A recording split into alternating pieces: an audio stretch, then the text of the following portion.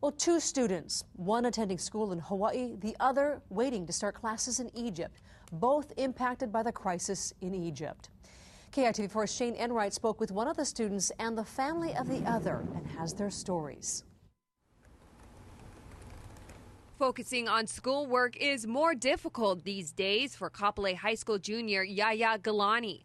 Galani is more concerned about his family back home in Cairo, who is actively protesting the Egyptian government.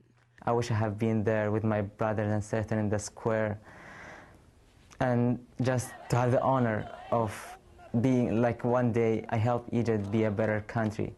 Galani says he will finish his second semester at Kapolei as part of a student exchange program before returning to Egypt.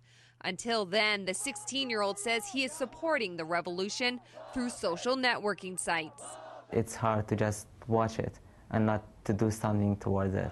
My role from here, since I cannot protest from here, is just to encourage people to not stop and to keep going. I got evacuated on Monday the 31st.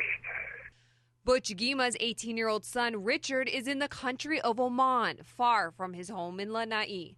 Richard plans to return to Cairo to major in Middle East Studies and Arabic language at the American University when it reopens next week. I'm supporting his decision to return to Cairo. When he was in Cairo, when all of this was going down, I wasn't that overly concerned because Richard was, providing us updates. The school was providing us updates. But Gima hopes his son decides to live on campus so he won't have to travel through the hostile Tahrir Square on his way to class. It's kind of taken him by surprise, but like many other students there, want to remain there and they feel okay about it. Two teenagers thousands of miles apart, connected by current events. Shane Enright, KITV4 News.